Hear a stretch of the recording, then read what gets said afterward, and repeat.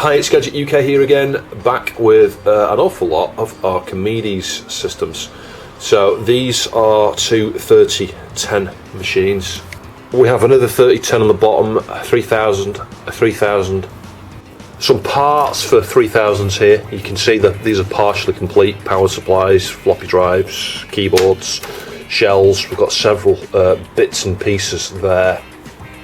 We've got the shielding and a drive bay here from another 3010. The keyboard here, which I've fixed. I'll show you that in an upcoming video. Another one here to look at. It's a little bit yellowed. And here we have 1, 2, 3, 4 more 3000s. And in addition, we have 1, 2, 3, 4 floppy drives and 3 Archimedes mice. So this is quite frankly the most amazing item donation I've ever had to the channel. It's not just like one of these, which would be amazing on its own to have a look at, especially the 3010s, because I've not seen one of those before. I've seen 3000s up close, you know, because like I say, I used to service Archimedes, but I don't think I ever saw a 3010 actually. These have come from Zarchos, Xavier, a wonderful French chap. He contacted me via Patreon and said, look, you know, following the loss of your job, I'd like to try and help out. I've got a load of these sat around that are kind of just, you know, accumulated dust kind of thing. I'll donate them to the channel. So I kindly accepted his offer, and I was shocked when they started arriving, because I thought what he would plan to send was maybe just 1 or 2 maybe to look at. And yeah, box after box after box arrived. It was absolutely amazing. It's been like Christmas opening these, it really has. So I can't thank Zarchos enough, really. I've got to thank him from the bottom of my heart. And I was getting a little bit concerned at the volume of them, because I've got no space, but it's the value of these, you know, faulty. These things sell for probably a minimum of £100, because they're such a desirable, lovely system. And they often need an awful lot of work, as you will see some of these do. But they are such a wonderful system. They are quite rare, you know, you don't tend to see that many of them come up for sale. And when they do come up for sale, as I say, they need a lot of work generally. So it would be great if we can save every one of these. My first thought, beyond not having enough space to work on these, which I've managed to work around, I've got things stacked up all over the place here. There's boxes absolutely everywhere. My first thought was, I can't accept this. This is more than just a helpful donation. You know, there's a lot of financial value here. If I get every single one of these working, yes, it's going to help me out big time financially, but it would be wrong. It would be so wrong. It's cost Xavier an awful lot to post these to me. The boxes were giant, as you can imagine, because there's a lot of systems here, there's a lot of weight in them. So just the postage alone, it would have cost him a lot of money, and I'm sure it would have cost a reasonable amount of money to have accumulated these from, you know, even from if he's had them for 10 years or so, as he's, you know, bought them one by one from eBay as faulty. So my suggestion was, you know, maybe I could give him 75% and just keep 25% from the sale fee once I get these all working. And actually he turned around and said, look, Chris, my original intention was, if you could have got me a 3010 and a 3000 returned to me, the rest are yours to do with as you wish, but I can't accept 75%. He said, how about 50%? So I said, yeah, no worries, that's great, that's fantastic. I feel much happier about that, because I think when we get the majority of these up and running and sold, then Xavier will hopefully have recouped more than his costs, hopefully, from the costs of them and the shipping and everything. So that's what we're going to go with. I do want to keep a 3000 myself and a 3010, so we'll work out something with those. I'll deduct my, I don't know, half of that, if you like, pay Xavier what those are worth out of some of the funds of the sales of the others, if that makes sense. So it's like, I'm not going to make masses out of this, I'm really not, because I would expect that when these are sold, when they're, you know, immaculate, the 3000s, when they're restored, they might sell for 150. It might be a bit less, it might be 120. They might sell a little bit more. It depends how pristine each one is after I've finished working on it, how clean it is and all the rest of it. Might be able to upgrade some of them. Xavier did have some suggestions, you know, one of them was to have a look at overclocking on the 3010, so we'll have a look at that, because the 3010 can be overclocked substantially with little to no risk to the system, because, you know, the ARM chip there, you just overclock it. I think the default on a 3010, they're at 12 megahertz, but you can get as much as 24 to 26 megahertz out of them, which is ridiculous. That's absolutely crazy performance, and they barely break a sweat temperature-wise, and they're rock solid stable. There are some challenges with that, but we'll have a look at that in a later video. So yeah, you're going to hear me thanking Xavier a bit throughout this series. I can't thank him enough. Thank you so much, Xavier. It's meant the world to me. It really has. This happened at a really bad time in my life. You know, these started arriving about 3 or 4 weeks ago, not long after I lost my job. And now I've had lots of help and support from people, lots of advice, and some Patreon support stuff, which is all absolutely amazing. I can't thank you all enough. Even just the comments from subscribers and things. It's not all about monetary or value of these things, and you know, that sentiment. Me just being able to work on these is just amazing. But obviously, we've got to talk about the money side of things with these, because obviously there is a financial side to it. And as I say, I couldn't just accept the donation of all of these. I just couldn't do that. So yeah, we'll hopefully get Zarchos as much money as we can for these, so that he's he's in profit, and that he's been repaid for the value of these, and hopefully it'll cover his postage and stuff as well. And hopefully we can go a bit above and beyond that in terms of making these pristine, so that they go out there and they've got a second lease of life for hopefully for many years to come. So I thought we'd start by looking at this 3010. It's partial. You know, we've got the lid missing here. Now we do have a spare lid on one of the other cases. It's like a spare shell. Got some of the screws here. Keyboard's disconnected. I think the keyboard should just lift off here. There's a little bit of corrosion on the shielding here. I'm not sure how this comes off. This is my first time going into one of these, so it kind of looks like it's mated with the power supply and everything. I'm not sure how these separate. Does it pull forward maybe? Yeah, look, pulls forward. But we've got the floppy here mounted on that as well, so we're going to have to just carefully disconnect the floppy drive. Well, it's disconnected inside anyway, look. In fact, we don't even need to do that, do we? It's floating off on the power lead as well. So if we just carefully try and separate these, I'm not sure how. Like that. So on first inspection of the motherboard there, it's looking okay. It's interesting on this one, the power supply was part of the main board here. So you never know, if we're super lucky, it might just have some sort of minor power supply issue. But I don't see any corrosion. There might be a chance we can get this one working. So the battery on these is located up here, and you can see we have got some corrosion around here, some of the connections around here.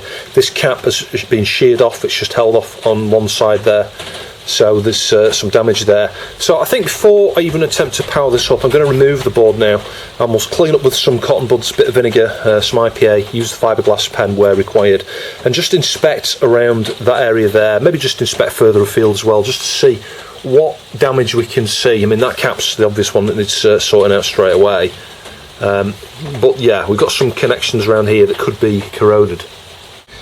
Yeah, this bit I think should do the trick here. Yeah, there we go, they're coming out now. So it's interesting how they've bolted the transformer from the underside here.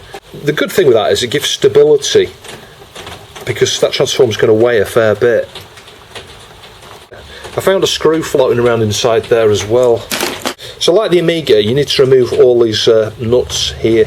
The other thing we can do to separate the power supply cable is just unclip it here, and then the board should come out of the shielding, I think. So all of those came out really easy apart from this one here, and you can see there's been an impact or something here. It's kind of, and there's a bit of corrosion there. And this one just seems to be going round and round and round. It's a bit jammed now, and I think what's happened here is because it's had an impact, the plastic part in here is broken, so that it's just it's not gripping the nuts. So it could prove quite difficult to remove this. I might have to cut the plastic connector apart here in order to remove that nut. Yeah, hopefully you can see what I mean. I've had to just chip the corner of the plastic off there with some cutters. If I just rotate this, you can see the nut moving on the inside. There's no way to grab it from the outside, so yeah, I might need to cut a little bit more of this away yet before I can get that off. So there we go, I got it out. That was an absolute nightmare. I had to cut away all the plastic around there, because there's a bit of plastic still sat on the board there. Let's just get rid of that. So we can clean up this here, and we can get a new nut on the inside, and you know, as we put the screw, the one on the other side, just hold it with some pliers on the other side, and it'll tighten up, it'll look okay from the outside. I would probably replace the thing that goes in here anyway, but the alternative is we could just replace the socket, but I don't know whether you're going to get one exactly the same as that. It's quite nice, the design, it's pretty sturdy. Aside from the fact that the wings on these can break, and the same thing happens on Amigas, it's okay. So I think the next thing I'm going to do is just clean up with the cotton buds. So I'm using white vinegar here initially, just to go around these areas of corrosion, and then we'll go over with some IPA, and then I'll get the fiberglass pen onto it as well, but hopefully it should come up a bit cleaner. One thing you can have, and I've seen this on some of these Archimedes already, is the components are so corroded, you know, the solder points, that the components fall off when you just touch them. I didn't even touch them, in fact. I had one of them tilted upside down to have a look on the underside, and a couple of components fell off on the inside. It's that badly corroded, that other one. The metal bits like that there, we can use the wire brush on that, you know, that little metal piece, that metal corner. Not the fiberglass pen to start with, and just see how we get on with the fiberglass pen. But it's not too bad. There are a few places where the corrosion has got, though, further on into the board, just on little spots. I mean, that cap broken there, that's not going to cause the problem, but it will need replacing. Yeah, you might just be able to see what I mean about the corrosion getting a bit further in. Can you see the 3 pins on there? They're looking a little bit dark grey, actually, so the corrosion has got a little bit further on into the board here. It's going to take a while to clean up this. Look how black the cotton buds are here. It's amazing how dirty this one is. It looked just kind of like superficial, and it is in terms of corrosion, but the dirt that's on here is quite staggering. You can see I cleaned that area already, so most of the dirt's off there, but if I clean this bit here, you can see, look how dirty that is. So it's only had a quick clean here, but I just want to show you fire. Carefully switch this on, and if we measure between ground and 5 volts here, can you see that? 5.09 volts. And the TV's tuned into the RF modulator there, and you can see we've got the supervisor prompt up now. The picture's awful, but I've talked about this before. Since we changed over to digital, there are lots of things interfere on the same frequencies, I think. So you can't really get an RF signal anymore. Now, did you see it disappear? That's the interesting thing. If I just switch this off and on, switch it back on again, you get kind of a pink screen, a blue screen, and then it comes up. Just watch out to tap the board. Hang on. Actually, it's not doing it now. Before, it was doing it on demand. When I tapped the board, it would go off. So I'm not entirely sure why it sort of starts up and then goes off. But at the moment, it's not doing it with the taps. Now, the one thing I have done is I reseated the little transistor that's in a socket. I'll show you in a sec. So look, it's gone again. I'm not sure if it's temperature related or what. It's strange how when you power cycle it, it's alright. Anyway, I'm going to have to get my RGB cable out, I think, just to make sure we've got a nice clear display, but it does seem to be working. I just need to work out why it's not stable. And the other thing we've got down here is minus 12. Just measure from the shield there to minus 12. You can see we've got minus 12 and plus 12. So the voltages are okay. You know, I measured this here just to see if that was anything to do with the stability, but it's not. I'm not really sure why the screen kind of, you know, just goes off after a minute or so. So I think I'll continue cleaning up. I'll check this cap, I'll take this off, I'll refit it if it's okay. Ultimately I would recap a board like that. Well, I don't think I would actually. The caps on these are generally very good, but you might want to recap a board like this. I'm going to clean up with a fiberglass pen around here. You can quite see the back here. If we just gently go over these components here, just go over the legs and go over the pads and things that are next to them. So I thought I'd show you some of this up close. You can see I started to clean up the wires here because these were not even visible. And I just carefully touched this cap here. Look, it's come off. The pads are alright. It's just come off, you know, the solder has got underneath and affected the pads and obviously just, you know, disintegrated the solder. So I'll need to get the pads back to good state with that one and then refit that. But I'm going to continue to, you know, scratch the surface of these super carefully. Scratch the solder here. I'll get a bit of flux, reflow these. I mean, the ones up here look okay as you get further along. I'll get the wire brush and fiberglass pen onto here As I say, I'll remove these 3 contacts here and clean up around here in a minute. Check this cap and refit it. It was soldered onto a pin. You can see there's like a pin there that came up through here, perhaps for a test point or something. I think it came off there. It kind of looks like it came off there rather than here. Up here we need to clean these 3 pins, but beyond that it's just kind of cosmetic really. It's just a case of cleaning. You can see the damage here, you know, this perhaps needs straightening a little bit. I can clean up the edge of that, tidy it up a little bit. I don't think I'm going to need to replace this. Looking around the power supply here, everything kind of looks okay. And around the ARM250 chip, this is a system on a chip, you know, so this contains the MEMC, VIDC, Arabella, is that the code name for the VIDC? I forget. IOC and the ARM CPU. There's that transistor I was talking about that's in a socket there, so it's a little bit wobbly. Yeah, I think I'll take that out and clean the legs up with fiberglass pen and just bend them a little bit so that they bent away from each other a little bit just to make a better fit. But yeah, I'll do those things and then just continue cleaning up because it's still pretty dirty in places. Just looking a bit dirty around the ROMs, but no issues. And then we've got the RAM down here, so this has 1 megabyte, so each one of those is going to be 512k. So I managed to clean the pads up for that one SMD cap pretty well actually, well, good as new. I'm going to see if I can find some schematics, because I'd like to try and replace that cap and replace the 2 or 3 next to it, if I'm honest, because the solder points are just so corroded on them. I don't even think you're going to be able to, well, I don't think I'm going to be able to reflow them. So you can see I removed the cap there and removed the 3 pins. Just getting a bit of flux onto these points here. You can see I've done the top one there already. It's just a case of, you know, with a little bit of solder, a little bit of flux, and have a bit of a slide around on the pad. You see that? That's looking super shiny. That one there might be problematic. This one shouldn't be too bad, I don't think. But the key is to, yeah, there you go, use the friction of the super hot copper braid.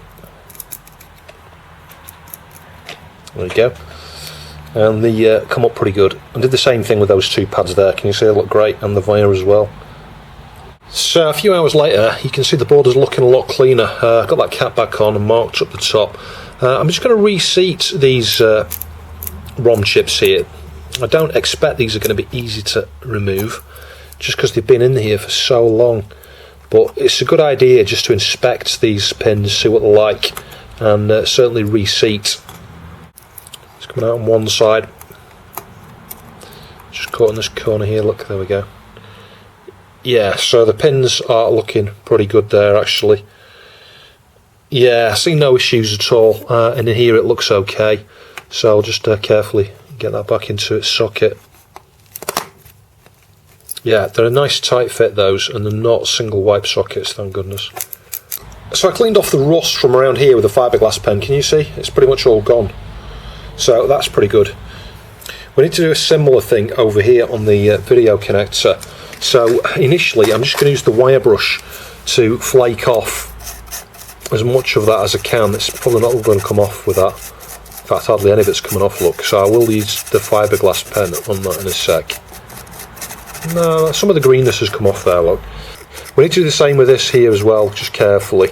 And I'm going to get some contact cleaner into that. Hopefully the audio jack won't need to replace. You can see the rust is coming away here just with the wire brush. It's fairly minor. It's just cosmetic more than anything really. I'll go over this with the fiberglass pen in a minute and then wipe over it with some WD-40. WD-40 is a solvent. You could use some other similar sort of solvent. It'll just stop moisture from continuing to corrode that area. Yeah, I need to lift this up and do here as well. Look, oh, this is a mess under here. So that's pretty much all of the rusty bits removed from the shielding on both sides. You can see it's looking pretty clean now. I mean, obviously it's discoloured, you can't do anything about that, but nobody really cares about that. The board's going to go in there, inside the case. I cleaned the plastic isolator sheet here with just some IPA. You can see that looks good as new. Yeah, the shielding here could do with straining a little bit. Yeah, I mean, it's not too bad, to be fair. I think I'm going to test it reassembled. I could test, you know, pull the cable out here and plug it in while it's on a bench mat or something, but yeah, I don't really like the mains underneath this. So I've connected up the floppy drive. The floppy drive connector is underneath the drive, actually, for the data. The power cable comes down here and connects down here. I'll show you in a minute. You can see I've connected the keyboard up. The keyboard that was on here, this one, is a better keyboard, it's in better condition, you know, the keys are less yellowed, and I may well swap it over yet, but there's some damage occurred here. Sorry, if I just flip this over, can you see here, there is a tear through that first connection. So I'll have a go at seeing if I can fix that before maybe I can, you know, consider swapping out for this one. This one was a spare one, so this is one that's not got an A3010 to go with it. If we switch it on, and I'm going to hold down the delete to reset the BIOS settings. So if I hold down delete on the keyboard and I keep that held down, the screen should go red. There we go. I keep it held down and then hopefully it'll reboot and it might just work. Oh, I had the floppy drive. That's normal. We heard the sound there. Speaker's connected. I forgot to mention that now. Now obviously, you know, it's not composite, modulator, so the picture's awful, but it seems to be working. So I think if I can swap those caps out and you know, clean up the lid and stuff, sort out the issue with the keyboard, screw it all back together, this one will be the first one to be working, hopefully. Caps lock's working. Well, it's flickering a little bit, the caps lock, which makes me think the keyboard is not great, but we can clean this keyboard up. We've got another A3010 here. The lid is just sort of was loosely, you know, sort of assembled. There's no screws or anything. I'm not sure if it's exactly the same board revision. Some of them have the battery kind of down under there. I can't quite see. And others have it under the floppy drive up here in the top corner. So there seem to be a few different revisions of these, but nevertheless, we'll have a look at this one as well. So I'll carefully just disconnect the keyboard ribbons here. They're super fragile, these. I don't like dealing with these at all.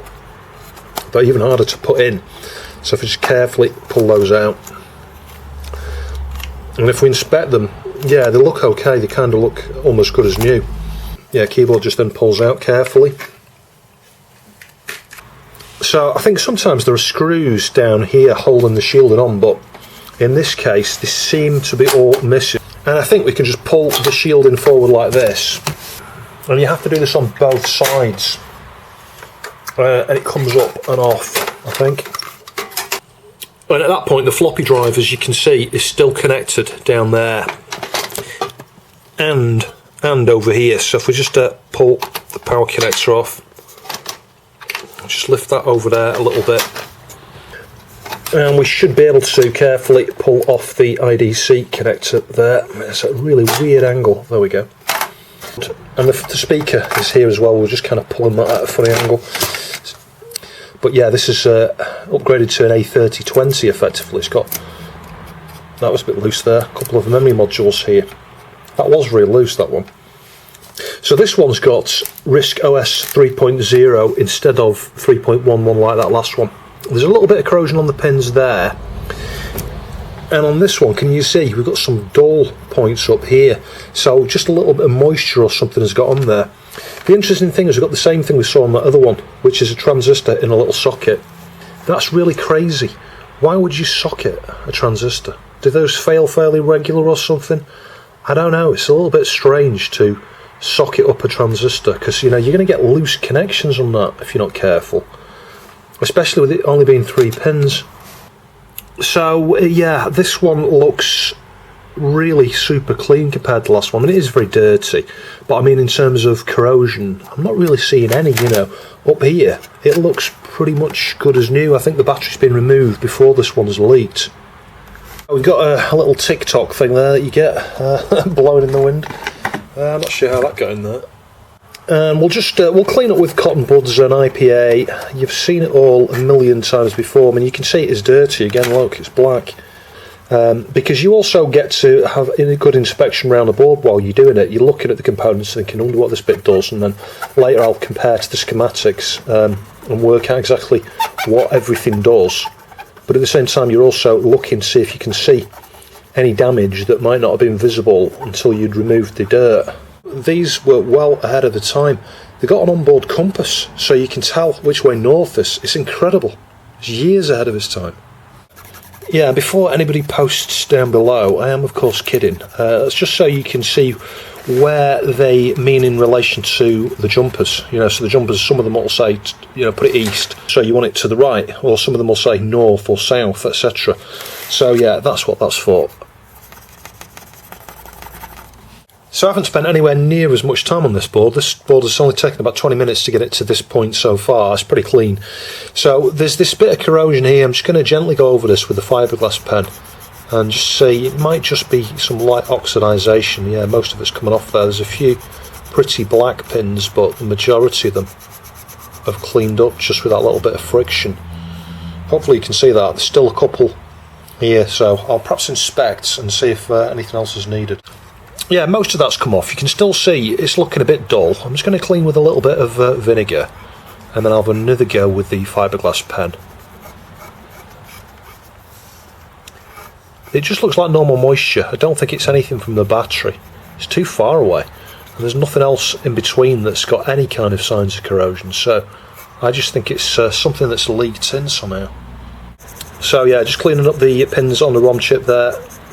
There was just a little bit of corrosion there, but it's pretty much gone now, I think. Yeah, you can see that's looking pretty good. Just check none of the pins are bent, they're all looking straight, and the socket's looking very clean.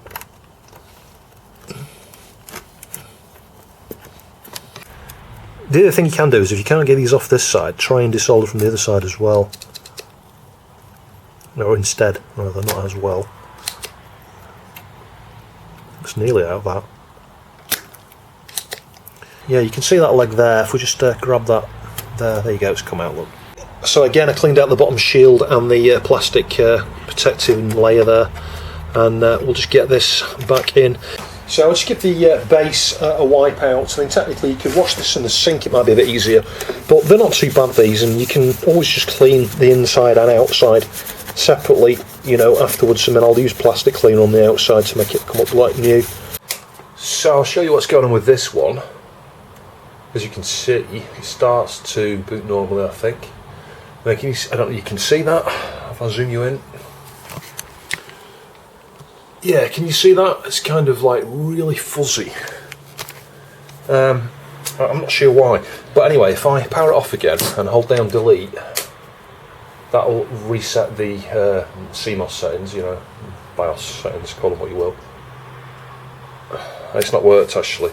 It's like the delete key is not working. Now yesterday the delete key was working.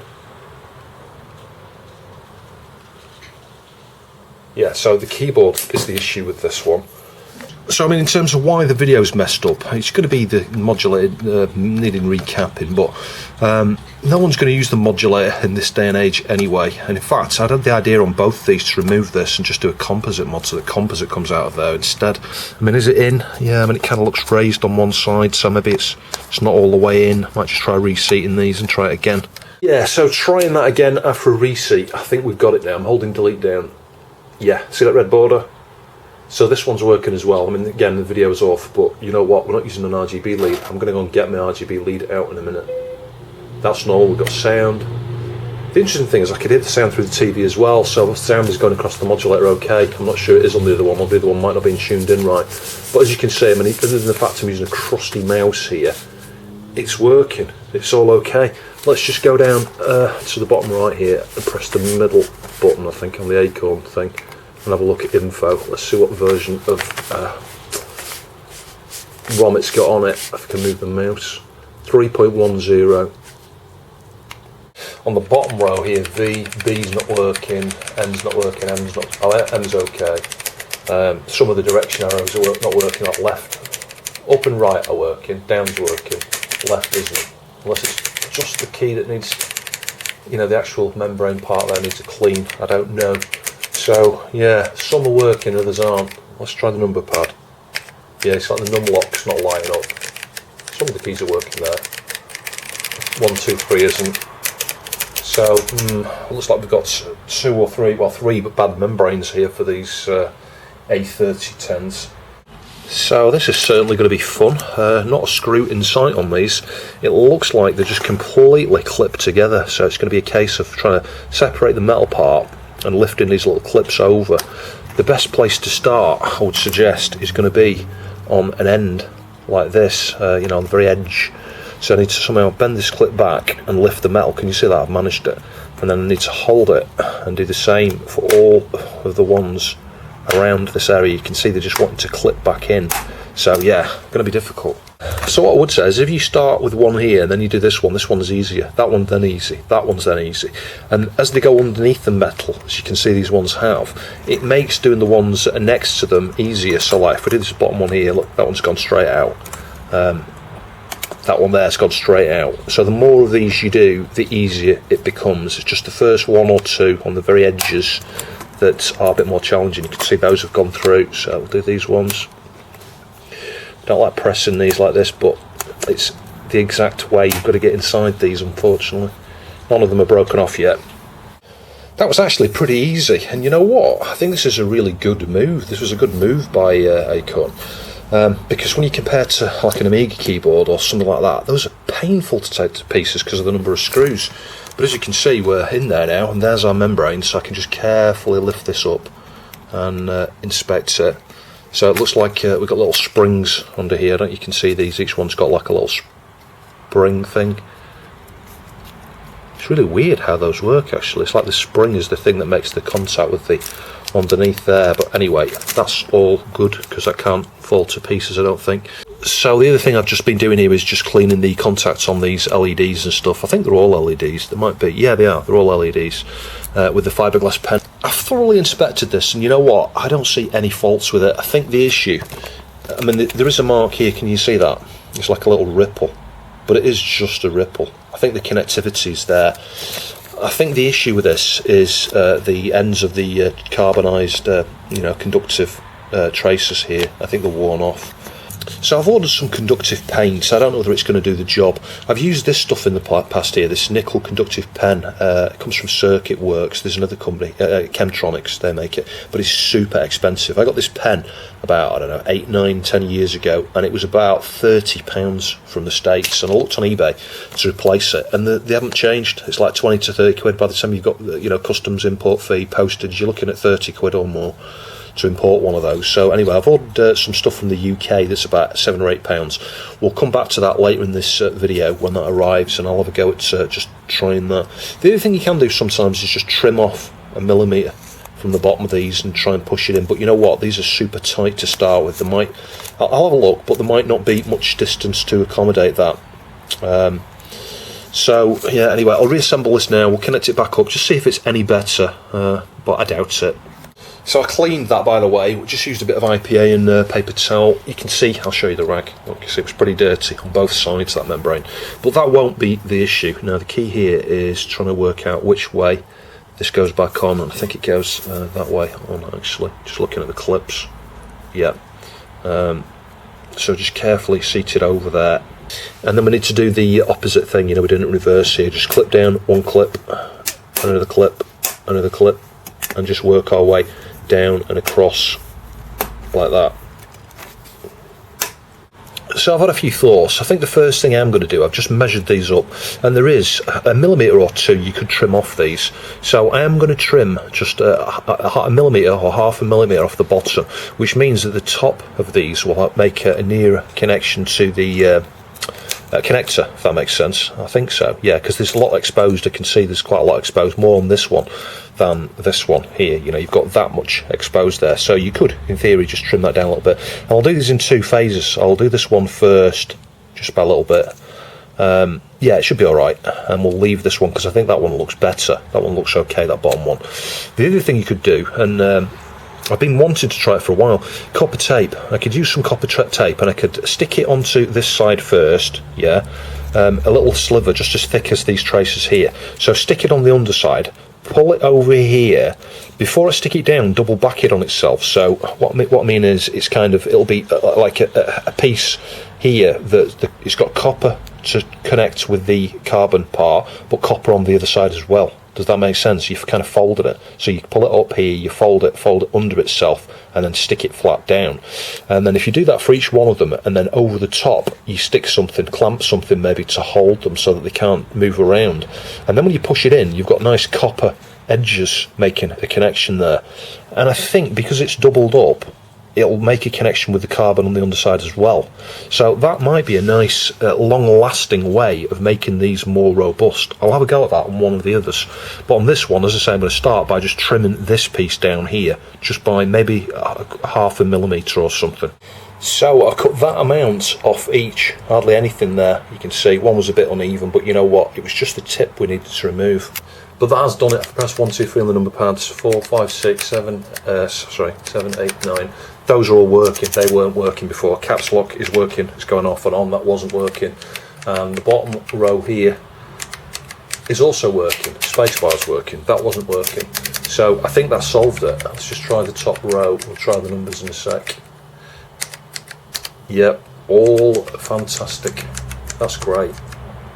So I've just realised the RGB cable I've got, it's not going to work with these at all because it's a different connector. This has got a 15 pin, almost like VGA. It's VGA type output on it. I don't know whether it'll work with a VGA monitor. I might just try that. But you can see this game's working fine, the keyboard's working fine. It's just the display now that's awful because it's using a modulator. Now I might be able to, I don't know, is it worth me trying to see if I can improve the video output on the modulator? Maybe recapping them.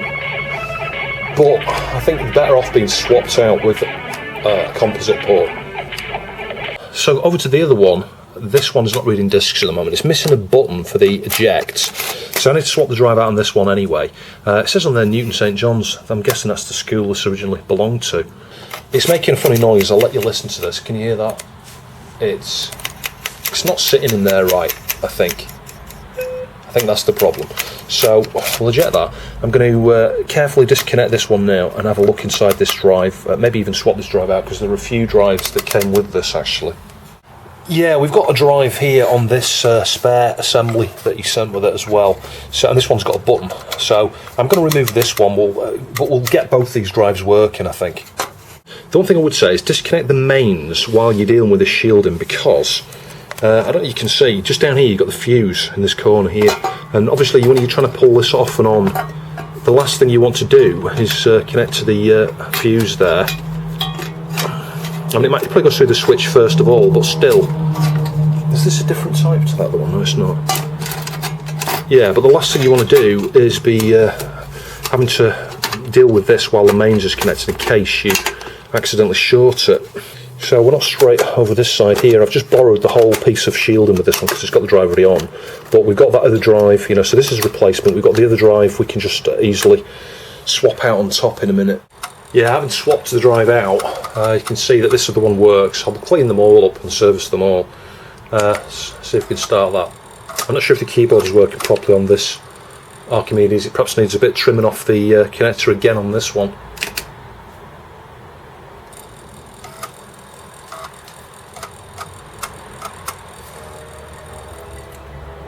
Yeah, we've got sound again. The speaker's not connected at the moment. I forgot to connect that up actually. It's coming through the TV though. Sweet. So everything is ×2 in these videos. The keyboard on this one seems to be working, but again I think I'm going to need to trim a bit at the end off. The caps lock light is kind of super dim and I think it's making a bad connection, so I'm not going to bore you with it, but I'm just going to strip this down. I'll show you just a few little bits as I go in there, but I'm going to do the same thing with this one and then we'll look at those two floppy drives. So yeah, exactly the same with this one. I'll show you this bit because I didn't show you the other one. Just a bit of IPA. It's no problem on these. On some of the Mitsumi ones from the Amiga, the stuff comes off, you know, they're super poorly made, those Amiga ones. These are a lot more tolerant. IPA on a rag is no problems at all. So we'll do that side. This is the side that's got the conductive pads for the LEDs. Look, that's why the caps lock's not lighting properly. It's got a little bit of contamination on it. I'll focus on that pad on its own in a minute with a con, but just a gentle wipe over here. Be super careful at this point here because what you don't want to do is stress this out. And it gets stressed at the edges. Can you see that? What I'm probably do is just get a bit of tape on there in a minute just to strengthen those, because you know what, those will become the source of failure. So I mean, the amazing thing is, you know, like the Amiga, these are built to a price point. You know, they've been quite efficient with the design here, but these membranes are far better than the Amiga ones, without a doubt. You've still got the same problem on the edge connector, you know, here, that you get with the Amiga. One thing I would say about the Amiga, you've got the ZIF socket, you know, zero insertion force. It's a little white plastic thing, you know, you pull the clips up and then it pulls out. You don't have that on here. That's one thing that would be maybe something to think of modding on one of these. I don't know whether there's anything that will be the right size, but anyway, we'll just clean these pads up lightly. This is where the LEDs make a connection, and I think this is why the caps lock is a bit dim, because this one here has just got something spilt on it.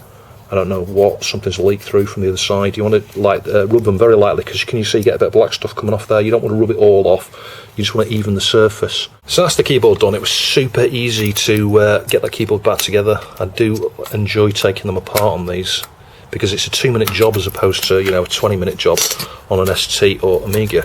So yeah, these are the Citizen, yeah, Citizen OSDA-20E-U. I've shown this so many times. You should see some of my Amiga videos to see the sorts of things that you need to do.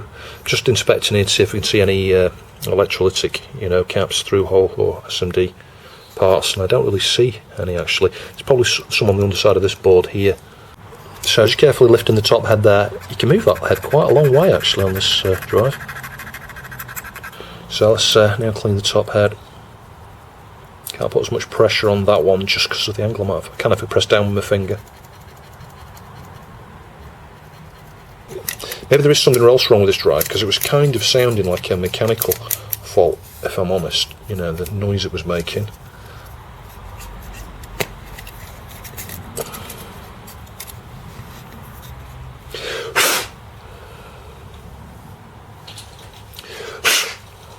It's worth blowing some compressed air through the or just air like I just did, the track zero sensor there,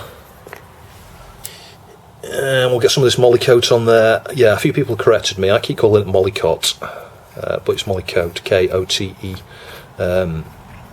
Dow Corning EM-30L. They sell lots of different types of grease and things like that, synthetic greases, so you need to make sure you get the right one. The EM30L is what you want. So we'll just get a little bit of that on there. We'll carefully see if we can move the head out of the way and just get this down here to get a little bit onto the rail there. We don't need masses.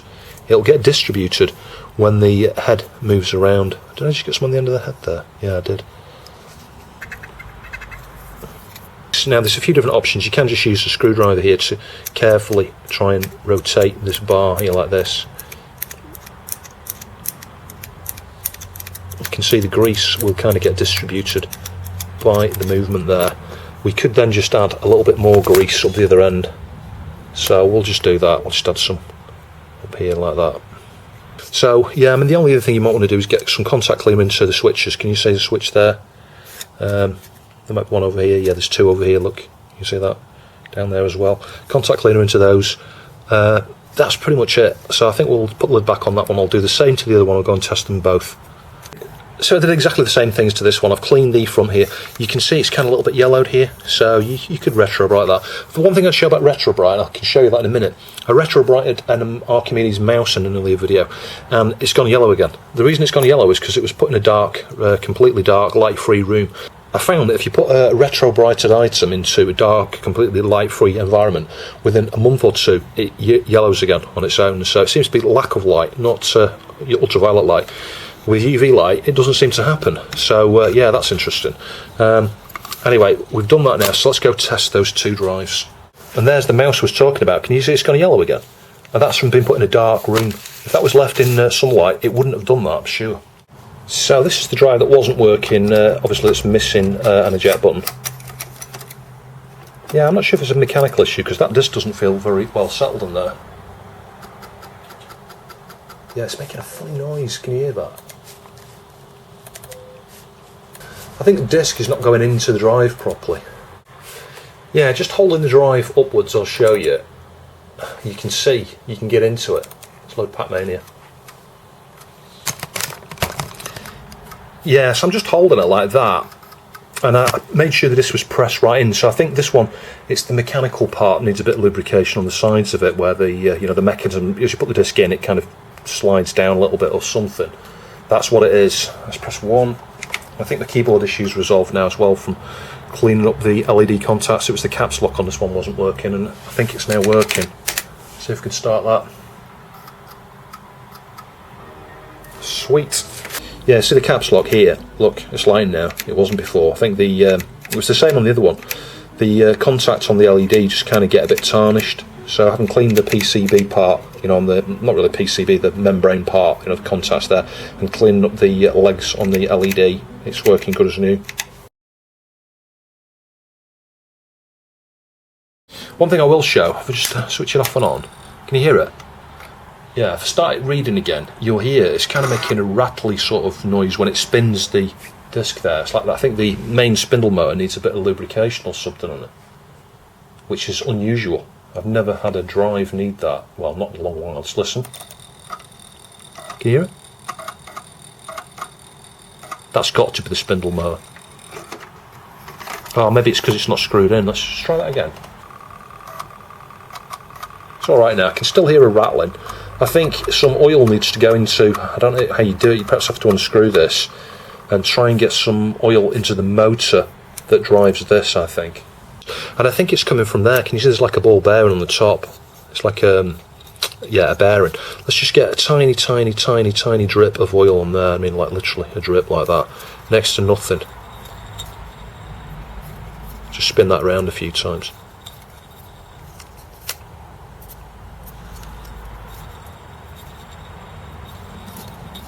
Yeah, it sounded quieter already, I think. You can still hear a bit of rattling. Can you hear it there? I tried to unscrew this, but this makes the top part spin around. I don't know if I can show you this. Can you see the, if I turn it, can you see the little, can you see the little notch that goes into the part of the disc there? Yeah, that screw is joined right there, so yeah, in order to separate the two, it's not that easy. The other thing that might help is get a little bit of oil underneath it. Can you see it kind of, mind you, it's not rubbing, so, because it's joined to this, I think. Yeah, so I'm not entirely sure where that noise is coming from. So with the other one, in terms of the carriage, you know, not really feeling like the disc's sliding in properly, mechanically, I'm just going to get a tiny bit of grease on here. What we'll try and do is get it into the gaps between the metal. Yeah, I'm not getting pretty much in there. What we'll try and do is get it around any of these plastic parts here. In particular, what I want to try and do is get some down the gap there if I can. Because I think it's this point here where this lowers. I think this lowers and there might be a bit of friction there, so I don't know, we'll just try and get some more of that in there. It's not really going to cause too much of a problem by getting a little bit of grease in there. So it's just at the pivot points perhaps. You need just a little bit of lubrication, which I've pretty much done. The other thing that could benefit from it is this, because you can see that this arm here slides in there. In fact, that's exactly what it is. Now I look at it.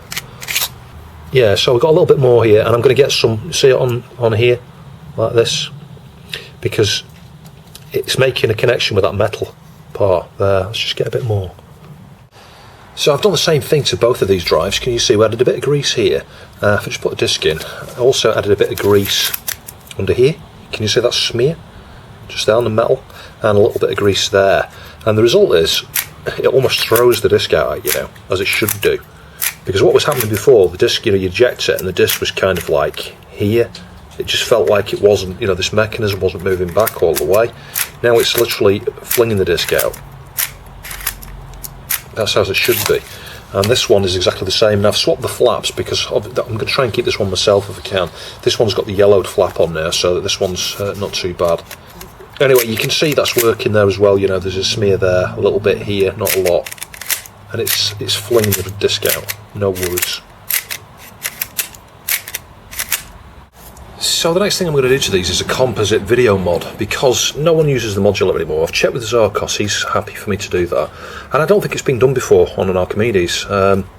So, you know, obviously this is a modulator. It's going to have composite video and audio going in, so it can be modulated out to the RF signal that goes to your TV, you know, to use a tuner. So if we just work out which of these 4 or 5 connections here, there's going to be a ground, VCC, video, audio, which of those 4 connections there, there could even be 5 if it's modulated stereo, but I don't think so. It would have been modulating mono audio back then. Yeah, so if we find out which one's the video in, we can, if we just pull the lid off, I'll show you. It should come off, look at that. There we go. Yeah, we can just, see this is a cap or a resistor or something here from the chassis down to the connection, and then something from the connection down to the board. We can just carefully snip those 2 things there, or maybe, you know, desolder this one here, but snip the thing down there. So it'll be revertible, but then we just need to work out where, which one of these here is the video input, and couple it through a capacitor out to this side here. Might need to stick a resistor or something on there as well, 75 ohm resistor to ground. But I don't see why that's not possible. So I think what I'll do is get my scope, my little Velleman one, a handheld one, connected up, and scope the pins down there, see if I can work out which is the video. The other thing I wanted to do was fit a CR-2032. Now, I don't want to stick it on the board down there, because it's fiddly to get to, isn't it? You have to disconnect the ribbon here to get to it. So I'm thinking which way around does that go? Yeah, so that's going to go back on there. I'm thinking, I wonder if there's some way we can mount it on there. I don't know where though, that's the problem. You know, because the solder contacts are on the underside. Just not sure. I need to think about the best place to mount this. So I'll show you which wire it is in a minute, but if I probe the first one down here, straight away you can see we've got it. That is the composite video signal. I'm pretty sure it is. If we scope the one next to it, you can see that it's kind of floating around the ground level there, a bit of noise, it could be the audio. And the one on the other side there, again, that's probably the supply, a little bit of ripple. So that first one is definitely the video there. So that's this one here, going to this white isolator here. So we can snip that perhaps on the inside there. I'll use the soldering aid to see if I can free up this cap here, but I might need to snip it off there as well. And obviously there's a wire that goes from the, you know, the centre pin of the connector here to the board, so I'll need to snip that. But, you know, you would be able to revert it with a little bit of solder. So there we go, after just a quick test mod. It's not coupled properly. You can see it's working, but it's super dark. It needs amplification, so yeah, I'm going to have to use one of those little circuits I've got there with a 2N3904, I think it is, or something like that, just to amplify that signal. And obviously composite is not the desirable way of getting video output on one of these anyway. You've got an RGB output there, but you know, you can probably connect it to a VGA monitor. It might need to be a multi-sync one, because the frequencies and things kind of probably aren't supported by lots of VGA monitors, but nevertheless you have got nice video RGB that you can take straight out of these. So I'll have to order some more of these shortly. This is my last PCB here, and I've just stuck on the transistor. It's a 2N3904. And we need a 3K3 resistor, so 3.3K is orange, red, I think. Yeah, that's 3.3K, I've just checked that. And we also need a 2K2, you know, 2.2K, which is red, I think, which I've got here. Yeah, it's one of the ones with the blue sort of package in there, but it's 2K2. I'll stick a link down below to this PCB here, because it's super useful. You can use it on so many things like spectrums and Atari 2600, etc. There we go. So all we need to do is wire that up. You need ground, video and VCC coming in, and then your video out. There is a ground on the other side, but we don't need that.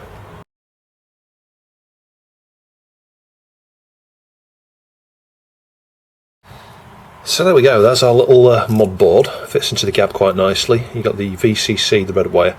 Yellow is the video in. I've taken it straight to the transistor because the input pad is right up here. It seems crazy running the wire up there when it could just put it straight to the transistor like that. The ground is just joined across onto the kind of that variable inductor or whatever it is there, cap or whatever. I think it's an inductor. And the blue wire is the video out. And as you can see, we've got a crystal clear composite display. Yeah, composite is awful. This mouse is awful as well. Let's just get a floppy in there.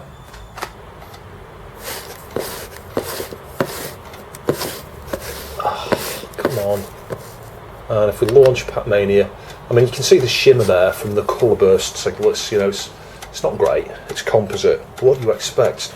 But you know what, for somebody wanting to quickly connect a system like this up, it's ideal.